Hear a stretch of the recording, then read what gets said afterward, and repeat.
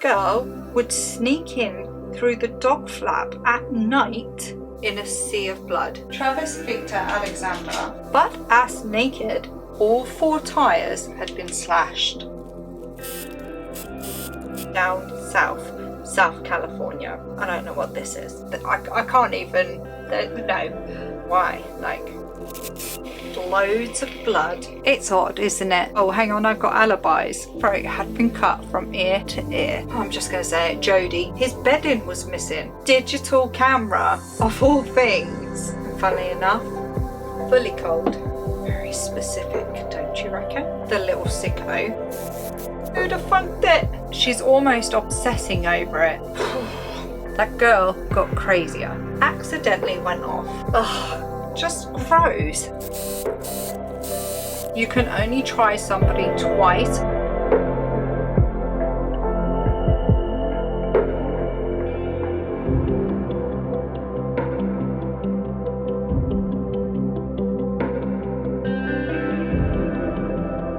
Hi everyone, how are you? How are we? Welcome back, or welcome if you're new here.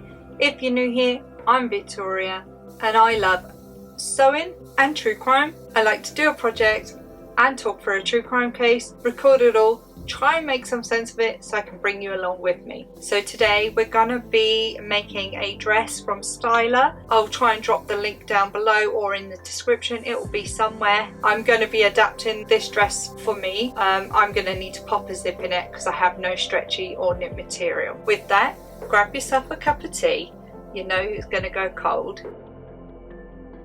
And let's jump right in. So today's case takes us all the way over the pond to a suburb in Phoenix called Mesa. I've seen it be say Mesa and Mesa. Sorry, heard it be say Mesa or Mesa. Feel free to correct me in the comments below. With its growing economy and its scenic waterways, it boasts exciting opportunities for the Mormon communities to thrive. Little did they know that on June the 9th, 2008, Mimi Hall would have to make a 911 call to report finding her good friend, Travis Alexander, in a sea of blood. This is the diabolical case of Jodi Arias. Travis Victor Alexander was born July 29th in 1997 in Riverside, California. He lived with his mum Pamela and his dad Gary until he was 10. When he was 10, him and his 7 other siblings went to live with his paternal grandma because his dad had passed away and his mum was an addict. His grandma was a devout Mormon, and so eventually over time him and his siblings also become Mormon. Travis took his faith seriously. Once he'd finished high school, he went on a 2-year mission in Denver, Colorado.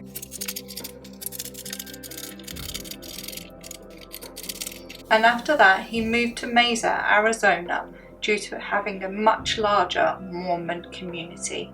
He worked for a multi-level marketing company called Prepaid Legal, and he had a knack, flair if you will, for motivational speaking. By the age of 29, he'd really made a life for himself. He had his own home, plenty of friends. He even managed to rent out his 2 spare rooms to 2 lodgers. Everything was going well for Travis, only secret from the Mormon community, Travis really struggled with the Mormon rule, no sex before marriage. And he had a really vibrant, healthy, active sex life. The problem is he knew he needed to keep it a secret. Jodi Arias was born 9th of July 1980 to William and Sandra, and she was born in Salinas, California. By all accounts, she had a normal childhood. Her dad was hardworking and owned a restaurant, and as a family they would all chip in and help when was needed. Both Jodi's parents were Christians, but she didn't follow the faith. She was known for being a good, hard-working girl until she got to middle school, and then she started pushing her boundaries. She was even caught one time up on her roof smoking pot, and believe it or not, that's actually where she hid it. knowing her parents would often search her bedroom. She seemed to have really found her feet, like you do when you are born and grow in the same place. But it was said that she never seemed to be without a boyfriend, ever. But then Jodi and her family moved to a new town, and it's said that Jodi went downhill quite fast. She had no friends, no boyfriends, and got really lonely. Her parents would often describe her as extremely intelligent, but they did also describe her as very strange.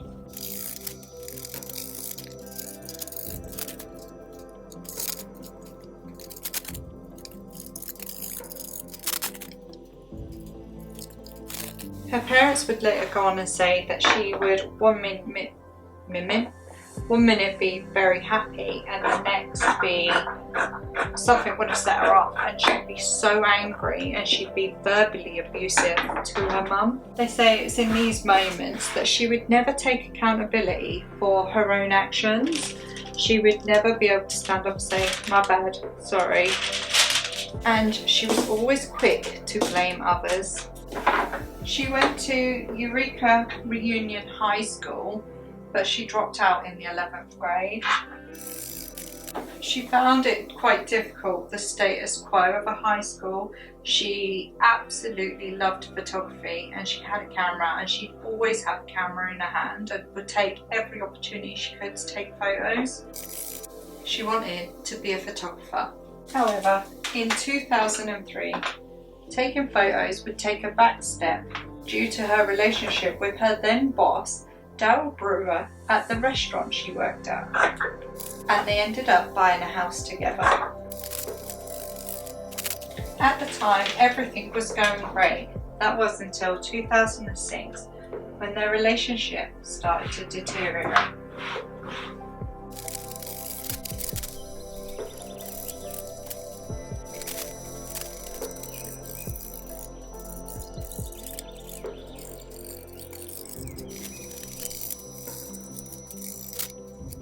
But Jodi wanted more. She wanted more fun, more travel. So when an opportunity came for her to join prepaid legal, she jumped at the chance. This meant she could travel more. Then, in 2008, at a work conference in Las Vegas, Jodi met Travis. It was instant between the both of them. They spent the whole night together. They were flirting. They had the flirty banter. They were chatting away all night. They couldn't be apart. And so they exchanged phone numbers, and this grew the gap further and further between Daryl and Jodi, and they eventually split up. Shortly after they split up, Jodi and Travis's relationship turns into a sexual relationship. But with Travis being a Mormon, everything they did had to be in secret. So they would meet in secret. They would hook up in secret. And eventually, Jodi fell more and more for him. She was head over heels for him. She would write in her journals how much fun she would have with him, how much she loved him, what a great guy he was, and how much fun they had together. But eventually, Jodi started getting tired of sneaking around. She wanted to be able to be out in public with Travis. She wanted to be able to hold his hand in public. She wanted to go on dates in public. Travis knew that this wasn't possible. It wasn't possible unless, you guessed it, unless Jodi herself became Mormon. And guess what? That's what she did. Jodi agreed to be baptized in the Mormon church, and Travis was the one who actually baptized her. And then shortly after this, Jodi then makes the move to Mesa to move closer to Travis, to be with him. They didn't have to hide their relationship anymore. She wanted to spend as much time as she could with him. However, shortly after she moved, for Travis at least, the flames started going out in their relationship. There was no secret. It was no secret sneaking around. They weren't hiding it anymore. Just full on there. Every corner he turned, there she was. Everywhere he went, there she was. Every night he spent with his friends, there she was. And the cracks began to show, and the more he would pull away, the more she would do all she could to bring him back. But it just got to a point where their relationship was purely just sexual. It even got to a point where Travis told Jodi she wasn't wife material. She wasn't wife material, but he was willing to keep their sexual relationship going. And he was even willing to do this while he was seeing other girls. Like, not having access to his house anymore, Travis had a dog. This girl would sneak in through the dog flap at night, get in bed beside him naked, butt ass naked, and just lie next to him. He'd wake up with her there. She did it for control, but she also did it to make sure he had no one else there. So Travis actually started seeing a new girl, Lisa, and he actually liked her. He was telling friends that he got on really well with her, he liked everything about her, and he could actually see himself marrying her. And Jodi was hurting and angry, and she was so blinded by Travis that she started stalking him.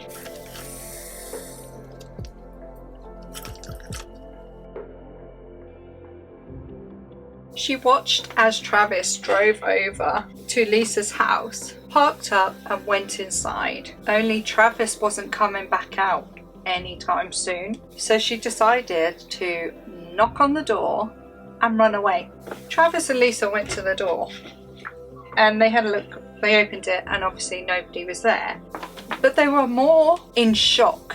They were more in shock about what was in front of them. On both of their cars, all 4 tyres had been slashed. So that's 8 tyres had been slashed. All 4 on Lisa's car and all 4 on Travis's.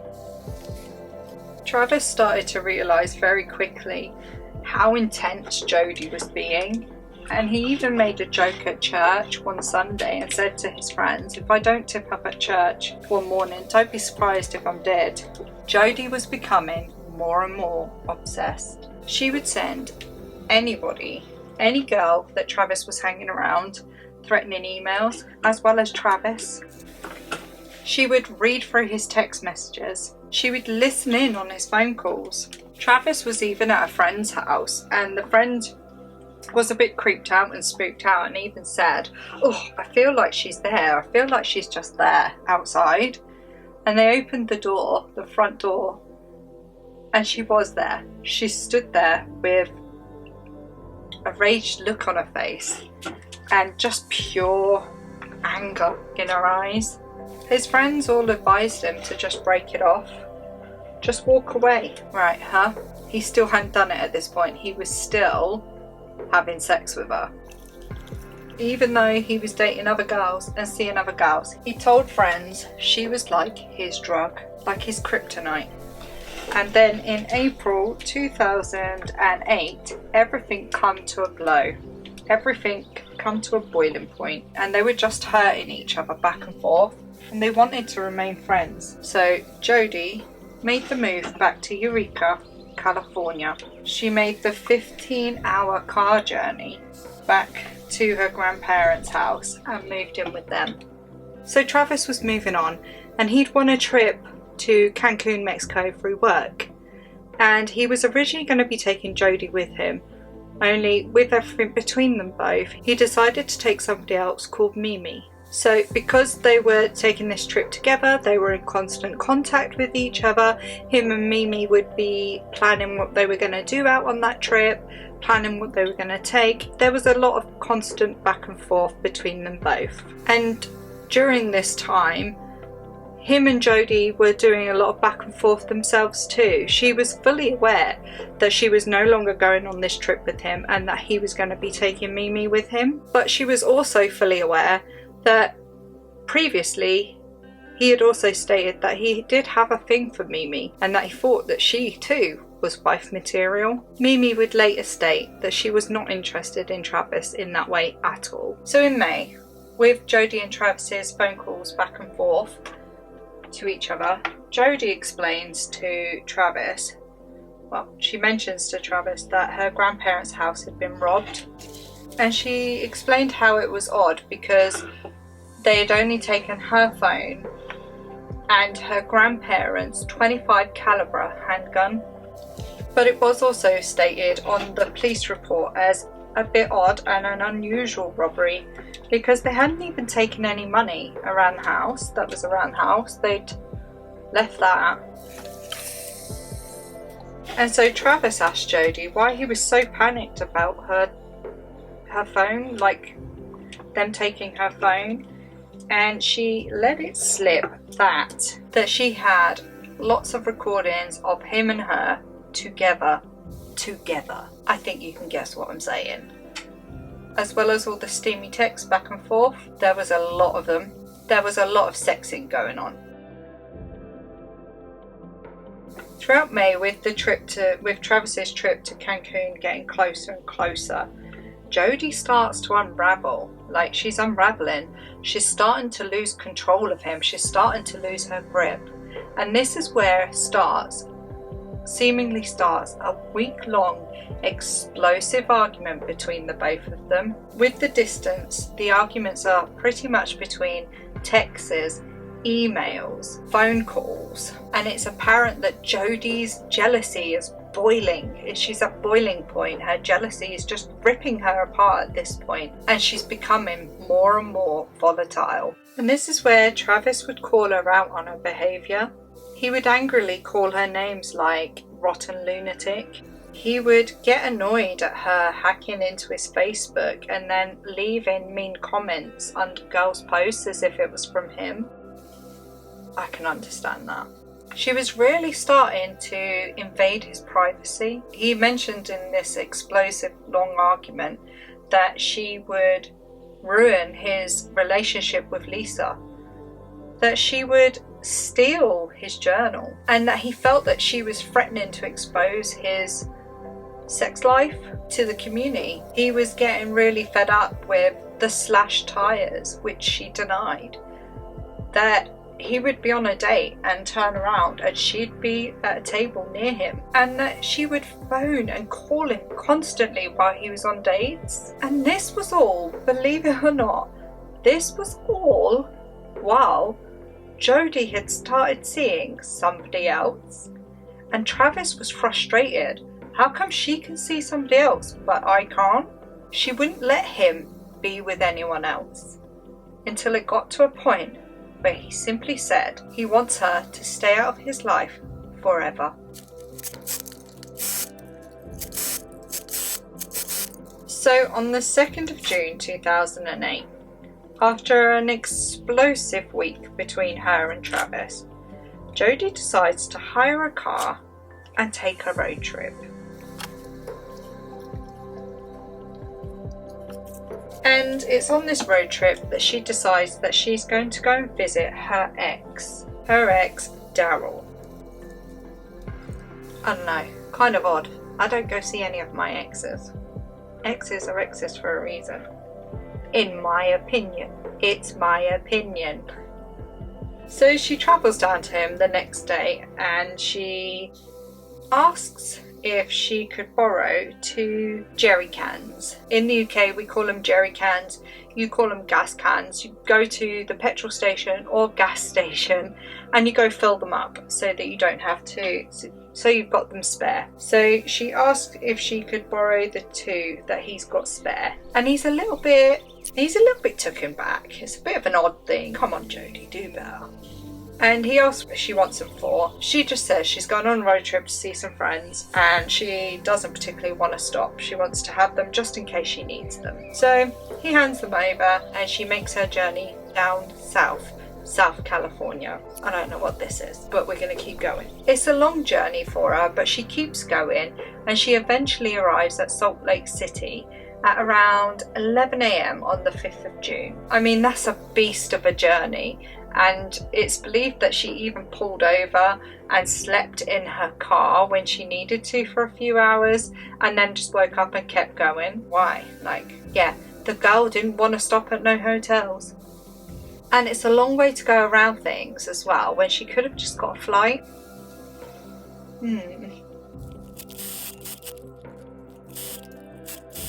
She'd gone to meet Ryan. Ryan was Jodi's current love interest, and she'd met him, conveniently, at a work conference weeks prior, and they exchanged phone numbers. A romance would spark between them both, and they would often call each other about 3-4 times a week late in the evening to talk about their days and talk about what they'd done that day or what problems they were having. And it was no different. They had while they were on the phone, they had arranged to meet up on the 5th of June. So Ryan recalls that Jodi was seemingly normal when she arrived. She arrived with brown hair and not blonde like she had before, and he remembers being a little taken back, and that she had a few cuts on her fingers and her hands, but she told him that was through waitressing. He said things had gotten quite heated between them that evening, but he'd stopped himself because he was Mormon. He'd stopped himself because of the no sex before marriage rule. Meanwhile, however, while Jodi was in Salt Lake City with Ryan, Mimi, Travis's close friend, hadn't heard from him in a while, in a few days, and they were literally going to Cancun the next day. So she was quite concerned, so she thought she'd pop over and see him. So she headed over to his house.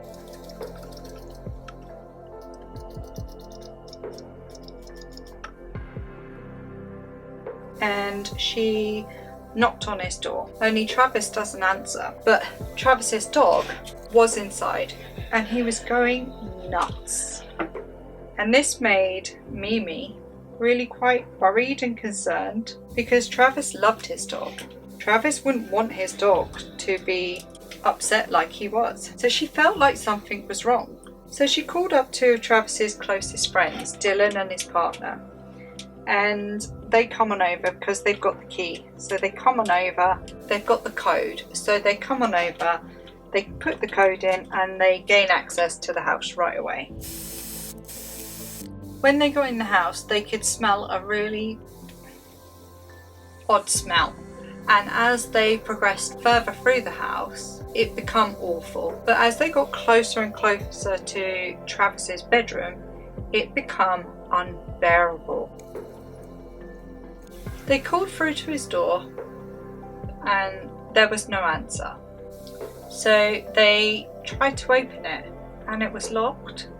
And with that, they started to get really worried. So they knocked on to the lodger, roommate if you will, bedroom. So the bedroom just down the hallway to Zach's bedroom. And they were asking Zach if they'd seen Travis, and Zach said he thought Travis had already gone to Cancun and he hasn't seen him in like a week. Now, people have wondered how Zach and the other lodger roommate didn't smell the same smell that Travis's friends could smell. But I liken it to, if you've ever been to a bit of a posh do and you're sitting there having a meal, and what they'll often do is they'll give you like a palate cleanser, so like a sorbet. So you'll eat food, then you have a sorbet, and what that does is it refreshes your palate so that the next meal you have doesn't taste the same as the meal you've just had.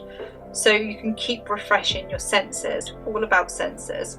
Now, if you're in it and you've walked in, and yes, the smell, but then you go in your room and you're sitting down in your room and then you start permeating inside that smell yourself, you're not cleansing your palate in any way. So that smell then becomes insignificant and you can't smell the smell. I hope that makes sense. That's kind of the way I can explain why the roommates, lodgers couldn't smell the smell. So upon realizing that the smell is there and Travis hasn't been seen in a week and he hasn't gone to Cancun, Zach then rushes off, gets the spare key for Travis's door and opens it up.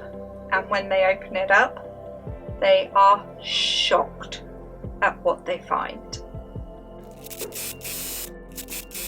Mimi, only seeing and smelling a small part of the room, opted to stay back with Dylan's partner.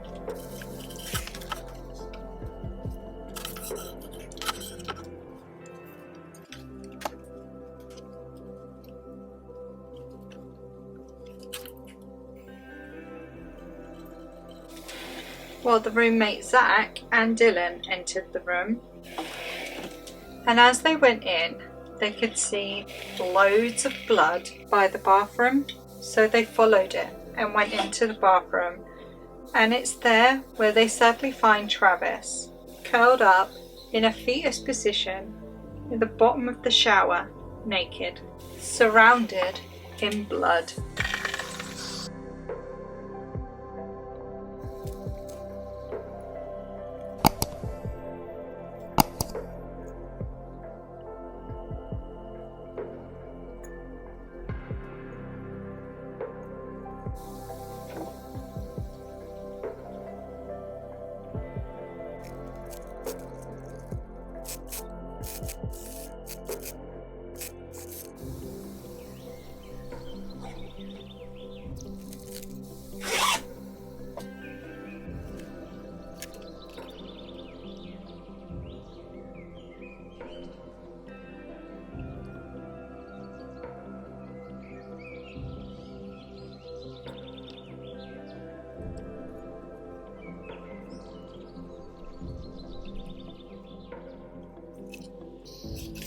So they call up 911, and at first they can see the stab wounds but they can't comprehend it, and the 911 responders ask if he's been depressed lately, and they say, well, he's broken up with this girl recently, and they told 911 that she'd been bothering him lately, that she'd been stalking him, that she'd been slashing his tyres.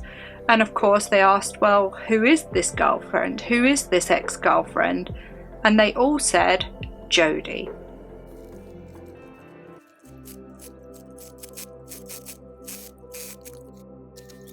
So detectives arrived on scene, and initially, when they first had a look, it looked like Travis had maybe took his own life. But there was just so much blood, so they decided to investigate further. And this is where they could see that Travis's throat had been cut from ear to ear, and that it was so deep that he'd almost been decapitated. He'd also sustained multiple stab wounds throughout his body and a gunshot wound to his right side, and would you believe it, consistent with a .25 caliber handgun. Travis's body was in such a bad way that they couldn't even say what had actually killed him, but it was believed that he was actually dead at the time of him getting shot. And with there being so much blood everywhere, there was even a handprint left on the wall, as well as the .25 caliber handgun round left in the bathroom on the floor. I mean, this poor man was mutilated. The forensics examiner was able to say that he had been left there for quite a while due to his body starting the mummification process. And on further inspection, detectives were able to notice that parts of the crime scene was clean. It'd been cleaned up. His bedding was missing, and Travis's body looked like somebody had tried to clean him up in the shower. They checked all his doors, all his windows for any sign of forced entry. There wasn't any, so they interviewed the lodgers, the roommates if you will. But it became very clear that they were like passing ships in the night due to their work schedules, and their alibis checked out. So detectives quickly cleared them from their suspect list. So detectives knew they needed to find Travis's bedding. They knew they needed to search the house. They knew they needed to search for more clues. So while they were looking through the house, they come across the washing machine. And, well, it's as good a place as any to look for bedding, isn't it? So they opened it up, and when they opened it up, now washing machines are very different in America to what they are over here. Over here, there's a glass door at the front and you can see it spinning round. Looks like this. But in America, it's a lift up top. So they've opened it up, and inside there is clothes, towels, and a digital camera. A blooming digital camera, of all things. Like somebody was purposely trying to destroy the camera.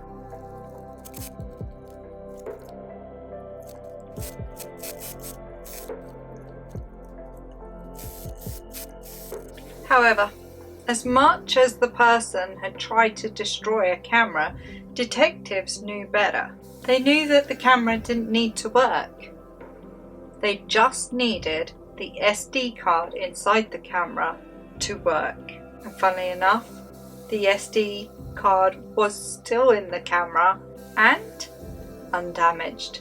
So they were able to get it, rush it off to get it checked. So during this time, the sad news of Travis's passing has reached the public. And this is where Jodi reaches out to detectives and offers any help that she can. But after talking to those close to Travis, Jodi was already high up on the list of suspects, so detectives keep their relationship with Jodi friendly. While talking to her, she told detectives that the last time she'd seen Travis was in the April when they broke up. She told them that it was a mutual decision between them both and that she had recently took a long road trip and she had alibis. And it's odd, isn't it? The first thing you're going to say to detectives is, oh, hang on, I've got alibis. They're going to be like, oh, well, why does she feel that she needs to have the alibis? Why does she feel the need to tell us? So this is where she offers up the information that Travis didn't want her to go on a road trip and that they had been having a lot of arguments to the lead up to the road trip. So this is why she then chose to completely stay away from Arizona. Fully cold. And to help solidify this theory that she gave detectives, she also stated that she left Travis a voicemail on the 4th of June at 11:37 p.m. Very specific, don't you reckon? But detectives checked this voicemail and they noticed that it was left 6 hours after Travis was murdered. 6 hours after. And in her voicemails, the little sicko, in her voicemail she was talking to Travis as if he was still alive, telling him about the plans made to check places off her bucket list. Places to visit off her bucket list. But detectives also noted that she was speaking very fast in rushed tones, but also that her voice was really shaky.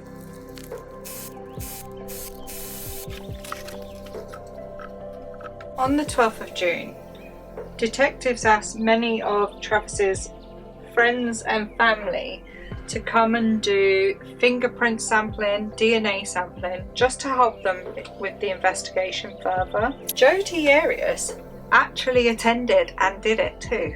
It's actually during this gathering that two of Travis's friends, Chris and Scott, talked to detectives. And when detectives asked if they knew of anybody that would want to murder Travis, they both looked at each other, then looked at detectives and said, yes, Jodi would.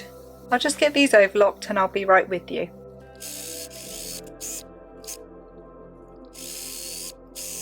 This prompts them to go over Jodi's alibi and really rip it to shreds and check every single bit of it. And while this is happening, the photos on the SD card have been recovered. Despite the camera's user, I'm just going to say it, Jodi, you know it, I know it, deleting them, the photos were recovered, and this then changes the whole investigation, and they're able to see some photos from the final moments of Travis's life. The photos showed Travis and Jodi in sexual positions or sexual poses on the 4th of June at around 1:40 p.m. Not around, at 1:40 p.m. The photo's timestamped.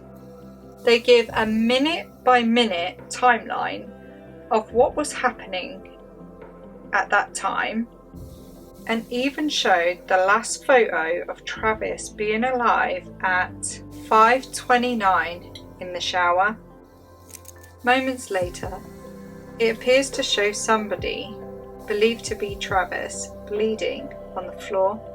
So during the alibi checks, detectives go and talk to Laurel, Jodi's ex. And it's here where they find out that Jodi actually asked to borrow 2 jerry cans gas cans. He explained that Jodi said she was going on a long road trip and that she needed them for gas. And that's when they realised that she's done it so that she doesn't create any paper trail, that she's not caught on camera anywhere. They just knew she was involved in his murder, but like a jigsaw puzzle, they needed to make it all fit together. And the more they learned, the more it looked premeditated. So even with all of her alibi, she still had a 2-hour time gap that was not explained, and it was during this time her phone was also switched off. Detectives believe that she turned it off to come into Arizona and then turned it back on when she had left and cleared Arizona. So they bring Jodi in for questioning, and this is where detectives tell her that he had been shot with a .25 caliber handgun, the same sort of gun or the same make, or I don't know guns, so I'm just going to say the same gun that was robbed from her grandparents' house. And this is where she just keeps mentioning that she's heard there's a lot of blood. She's almost obsessing over it, and detectives can't move forward in the interview because of it. So they ask her if she wants to see photos, and she ums and ahs. She knows she shouldn't want to see it. Anyone in their right mind wouldn't want to see it, but she states that she does because it's only human nature to want to see it. But she's trying to act like she doesn't want to see it. She's trying to act like, oh no, I don't want to see it, but you can see that she wants to see it. And then that's when she sort of comes out with, well, it's only human nature. It's only human nature to want to see it, right?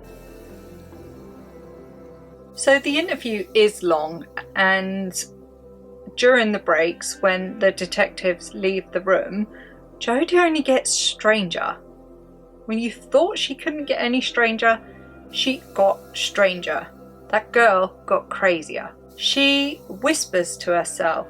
She giggles to herself. She does handstands. She sings. She sings like she's on a contest. She sings like she's on the TV. It's all very creepy and odd, and you can still see the interview on YouTube. It's out there for you to see. It's definitely worth a watch. It is long, but it's definitely worth a watch. And then with the evidence mounting up against her, they arrest her. They take her clothes as well for evidence. And while this was happening, they had already put a warrant out on her car rental, and they'd seized that. And the manager at the car rental had also noted that the car mats were missing, and there was red spots all over the car, as in blood. And then when she is interviewed again, this time in do you call it a jailing suit, prison outfit. This time when she's interviewed again in her very pretty outfit, she has a mighty story to tell. She states that 2 other people were involved, that they had come into Travis's house, they had killed him but left her alive. And when detectives said, well, why didn't you tell us this? I feel like I say this a lot. When detectives said, why didn't you tell us this? She then states that she couldn't tell them, nor could she phone up the police after it happened, because apparently they had said they would know that she had done that, and they threatened to come back and kill her. But not just her whole family as well. And on top of that, she was really embarrassed because she had left Travis there on his own. Yeah. So as you can understand, she got arrested for first-degree murder.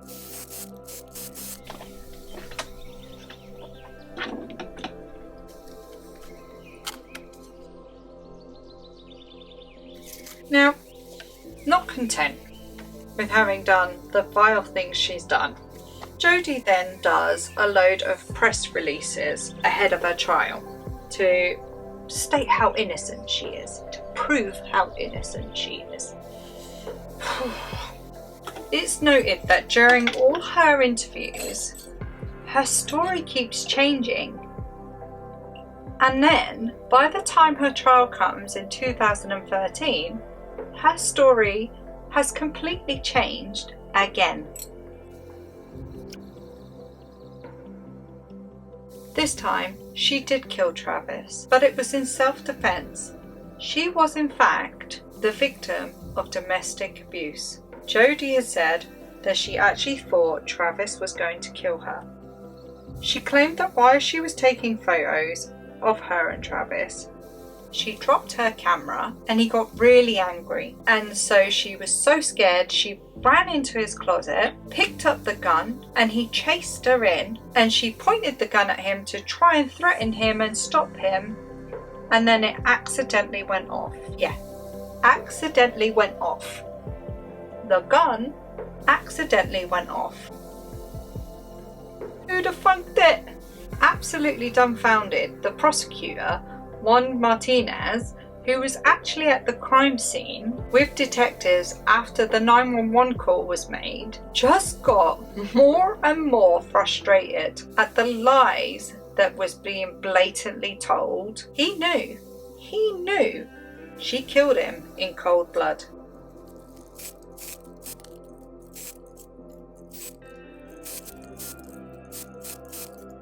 The medical examiner stated during the trial that Travis's stab wounds were so deep that they had to be inflicted with so much force and anger.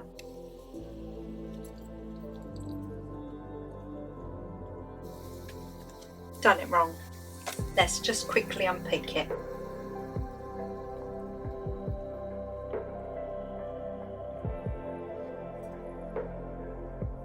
The medical examiner stated that Travis died from excessive bleeding. This was significant, meaning he didn't die right away. He would have been aware, and he had many defensive wounds, showing that Travis was actually the one being attacked, not the attacker. The examiner also stated that the level of anger needed to cut through Travis's neck to almost decapitating him was so great that showed a certain level of anger and aggression. The camera evidence was also shown in court, showing a minute-by-minute account of what had happened. It was also stated that a lot of the photos were took by accident, that it almost appeared like a shutter, like it was on a timer, and a lot of them were of the ceiling. And to quash the domestic abuse theory that the defense was putting out there, Jodi was putting out there, the prosecutors also showed up many pages of Jodi's diary where she was waxing on poetically about how fantastic Travis was, how much she loved him, how much of an amazing guy he was. There wasn't in the whole of the journal diary one bad word said about Travis. Not content with just muddying his name on top of murdering Travis, Jodi went as far as claiming Travis was a pedophile and that he had an interest in little boys.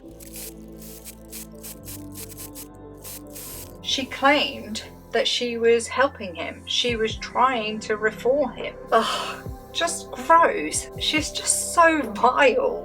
She really is just vile. And so to try and prove this theory, the defense decided the best way to go about it would be to play a recording of them having phone sex to the whole courtroom, and they had to sit through and listen to it all. His family in the court too, her family in the court too, the jury, the judge, the prosecutor, everyone in that courtroom had to sit through and listen to them having phone sex. And it's here that during that tape, that recording, Travis turns around and says to Jodi, "You just sounded like a 12-year-old girl having her first O." Yeah, it's super gross. It is super gross to say it. I can't even, no. It's gross. But in all that grossness, he did also say girl. He didn't say boy, he said girl. And this is what they built their whole he's a case on.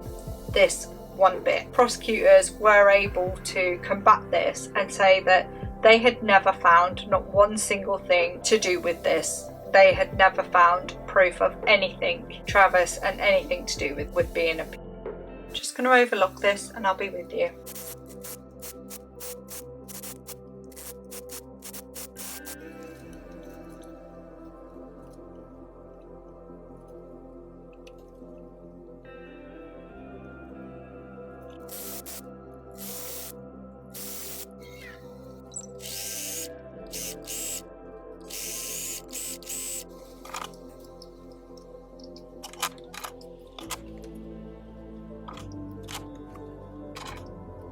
While the trial was going on, Jodi's defence team was having a really hard time.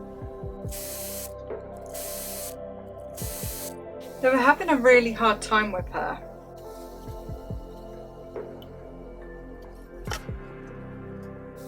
One even requested to be removed from her legal counsel, but the judge refused it.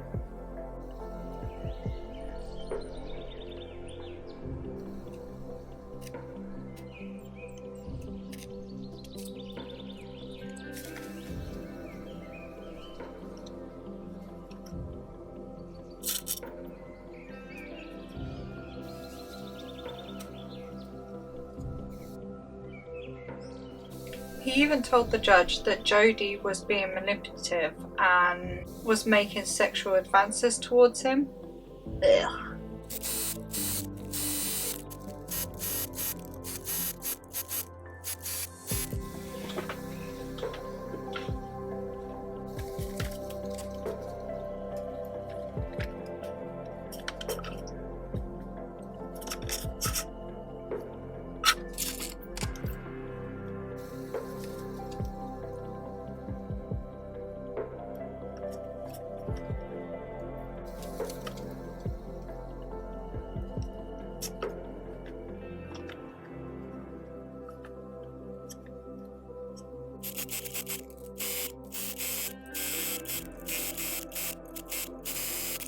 Jodi was on the stand for 8 days straight, and she would play the part magnificently. She would be soft-spoken. She would cry as she went over all the torture and all the abuse that she suffered from Travis. However, the defence just kept poking holes in her stories. And at closing, she even got to stand up in front of the jury and explain to them why she shouldn't get the death penalty. It was during this time that she even had the brass neck to stand up with a survivor's t-shirt, holding it up in front of the jury and showing them that she too was a survivor and that she designed this t-shirt for other survivors. The jury was split on the premeditated side of her sentencing, and for the death penalty they needed all jurors' votes. So there was a mistrial, and then they went away and court then resumed in February 2014, and on the 25th of February it was a hung jury with 11 for the death penalty and only 1 for life imprisonment. And with that, because she was in Arizona, you can only try somebody twice for the death penalty. So instead she got life without the possibility of parole, and that is the diabolical case of Jodi Arias. Let's have a look at today's mate.